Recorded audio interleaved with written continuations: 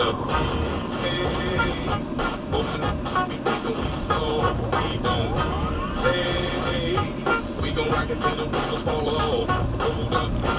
Hey, my we acting too bold.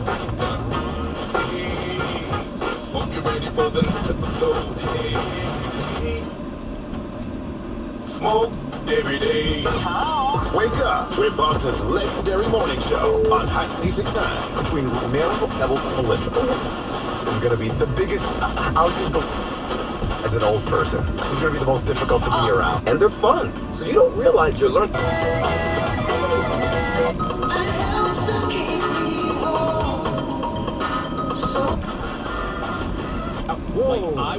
I would consider, like, if you gave me Mitt Romney or RFK Jr., I would rather vote for RFK Jr. than Mitt Romney. That's a tough one. That's a tough one. I'm just saying. Like, I mean, Mitt Romney's not running. I get it, but he was the nominee not very long ago. I know. Or Paul Ryan. You told me, hey, you can get RFK Jr. or Paul Ryan. He was the friggin', the Speaker of the House. I would vote RFK Jr. So, what I'm saying about that. You would vote for RFK Jr. over Paul Ryan? I would. Oh, man. I mean, again, I have to hear what RFK Jr. thinks, because I think that Paul Ryan is a Republican. Is he somebody who's established and all that? Yeah, sure. He has no spine. I want spine over, because you're going to make whatever comments you're going to make out there on the campaign trail. I want somebody that actually has a spine. Stand up for something, and I think RFK Jr. does. So, my point on this, Buck, is I bet there are a lot of people out there listening to us in New Hampshire right now, and I haven't heard anybody discuss this. In February, I think RFK Jr. is going to win New Hampshire for Democrats, partly because independents can go vote. Everybody forgets in 2016, when Trump won New Hampshire, a lot of people were deciding, Buck, between Trump or Bernie Sanders. Especially in New Hampshire, there are a lot of people that just wanted a disruptive candidate. I think in 2024, what people want the most is a candidate that's going to be honest with them. I think that more than anything else. And there are lots of things RFK Jr. is saying that I disagree with. But the single thing that I want the most from a politician in 2024, personally, is honesty on COVID and a reckoning for everything that we've gotten wrong on censorship and the First Amendment and everything surrounding COVID. RFK Jr. is right on that. I think Paul Ryan would come out and say, hey, I think you guys need to go get your boosters. I think he's a stooge in that way for big corporate governance. Do you think if you had a choice between Andrew Tate or Mitt Romney or Paul Ryan, would you go Andrew Tate? I would vote Andrew Tate over both those guys. Go Andrew Tate. So here he is, Tucker, who is doing his show on Twitter these days. Tucker on Twitter.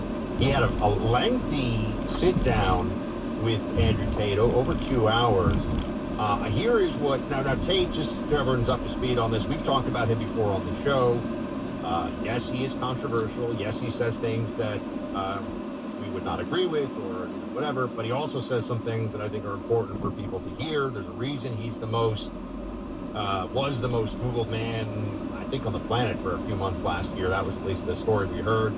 Clay has said many times that his sons and people, young boys in their teenage years, love Andrew Tate. Now, he is under house arrest in Romania for alleged human trafficking. When he discusses the charges, they do sound very flimsy. The whole thing sounds very strange. He's not accused of using force on anybody. He's not accused of threatening force against anybody. But this is now, we haven't actually seen the Romanian prosecution present its case, so we'll see. But he talked to Tucker, this is about COVID, actually. Here's what he said about a lesson that we should take from the COVID reality. Play 10. It was interesting for me because, and I want to be an optimist, but I lost so much faith in humanity during COVID. If you would have told me how COVID would have gone down before COVID, we're not that bad. I thought the people aren't that dumb. But when I experienced COVID, it's actually scary. You see how the Nazis managed to do what they did. You see how they managed to put people in concentration camps. You see it. Now, I mean, the last part obviously is getting to an extreme, but just the notion of a disappointment in humanity with how there was a general reaction to COVID, I felt that very acutely as well. I felt it very much about New York City, about my fellow New Yorkers at the time. Not all of them, obviously, not the people who were listening to me on radio. They were listening to me because I was speaking the truth about how insane New York had gone. Here's a good question for you, Buck. If COVID didn't happen, would you be speaking to me from Miami right now? Nope. It changed so much for so many people, I think, because there was also a sense of not just I don't want to be around for the next time they go insane, but there was a sense of if I don't do something about this and take my tax dollars away from some of these places, am I really going to be able to just keep complaining about it, right? And I think a lot of Californians had felt that way. A lot of New Yorkers have felt that way. And it's something that we're still dealing with, and I don't think we've dealt with it very effectively at all.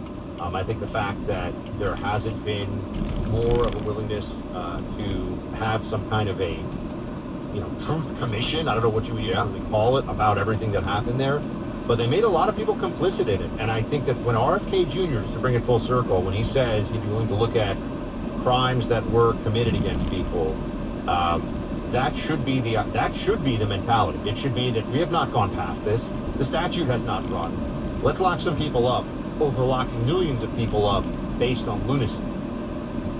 I 100% agree with all that, Buck. And that's why, do you feel like Mitt Romney would say that?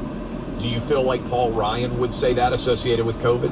Look, I'm not sitting here, No. I think that there are tons of people listening to us right now that agreed with everything you say and also are going to agree with everything I say right here, which is if you got the biggest issue in any of our lives wrong, COVID was the ultimate test for government in our lives. Some of you lived through Vietnam. I did not. But the legacy of Vietnam lingered for a generation. People didn't trust their government. They were lied to for Vietnam. This is our generation's Vietnam. And I feel like there are tons of people all over the country around our age, Buck, listening, and some older and some younger, that want there to be a reckoning so desperately for the lies that we were told that party is swept off in many ways. There are lots of things RFK Jr. would say that I would disagree with, but Mitt Romney wouldn't say what you just said. Paul Ryan would not say what you just said. There are a lot of Republicans out there that are just like, well, we didn't know any better, let's just move on. No, when the government fails, and worse than when they fail, when they lie to all of us and there is zero accountability, my number one issue as an American citizen is I want those people held accountable, and I think RFK Jr. would try to do it. I think a lot of Republican candidates would, but that's my number one issue. So I would be willing, if you told me, hey, Mitt Romney, who's like, pharmaceutical companies are really good, Paul Ryan, who's going to sit around and say, we need to give tax cuts to Johnson & Johnson and Pfizer because of what they did to get this COVID shot ready, and RFK Jr. is going to be like, F that, we need to hold these guys accountable. I'm voting for the guy who says, F that, we need to hold these guys accountable regardless of party, if that's the choice. Very interesting. Innovation Refunds, my friends, they've helped thousands of small businesses with their ERC tax refunds. Are you a small... Family-owned Cassisi Brothers Paving, serving Rhode Island and Massachusetts. At Route 6 Whittemore Kia, the hottest new Kias at the hottest prices from the hot. You're all making love. For locations, Tremblay's also has immediate openings for mechanics. If you're not licensed to drive a school bus, Tremblay's will But destroying the place as you go, like you have to live in that destruction. You know what I mean? It's so bizarre. That's George. Thanks for the call. That's the part I don't get.